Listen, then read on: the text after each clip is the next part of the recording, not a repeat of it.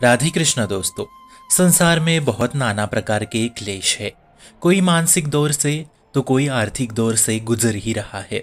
तो इससे बचने के लिए भगवत महापुराण में एकमात्र उपाय बताया गया है।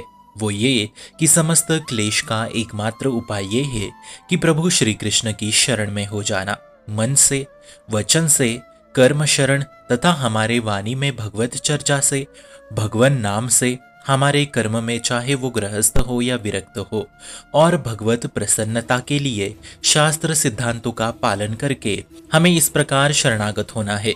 इसी प्रकार हम ऐसा माने कि हम प्रभु के हैं, हम प्रभु की शरण में है। रामचरितमानस में गोस्वामी तुलसीदास जी कह रहे हैं, बिगड़ी जन्म अनेक की अब ही सुधरे, आज होई राम को नाम जप तुलसी तजी कुसुमाज। अर्थात जो भी कोई क्रिया या कर्म जो शास्त्रों के विरुद्ध है उसका त्याग करके हमें निरंतर नाम जप करना चाहिए, जिससे आपका अनुभव हो कि आप प्रभु के हो।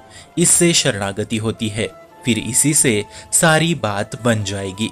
संसार के समस्त क्लेश नष्ट होंगे तथा साधक भगवत प्राप्ति भी हो सकता है। अब हम ये जानते हैं कि साधकों के जीवन में क्लेश क्यों आता है, तो आपको ये हृदय से समझना होगा कि हम जो भी साधना कर रहे हैं वो देह की ही भावना से कर रहे हैं, जिससे भावनाएं अभी भी अन्य विषयों में अटके हैं।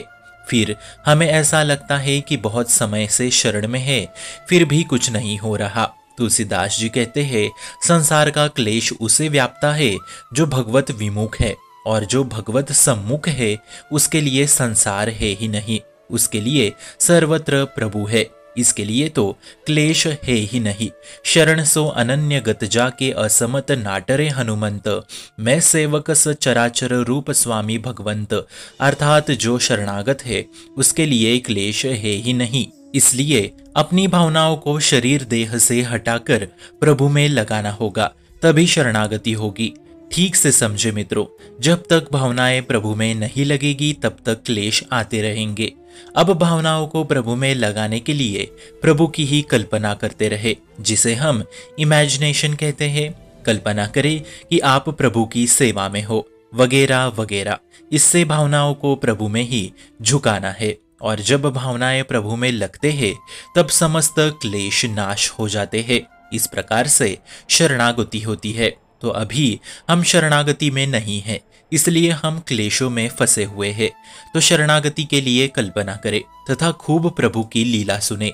विभीषण जी कहते हैं, श्रवण सुजस सुनियाओ, प्रभु भंजन भव भीर, त्राही त्राही आरती हरण, शरण सुखद रघुवीर। अर्थात शरणागत को सुख प्रदान करने वाले हे प्रभु, मुझे अपनी शरण में लो। मैं आपकी शरण में इसलिए आया हूँ क्योंकि आपकी बड़ी महिमा सुनी है।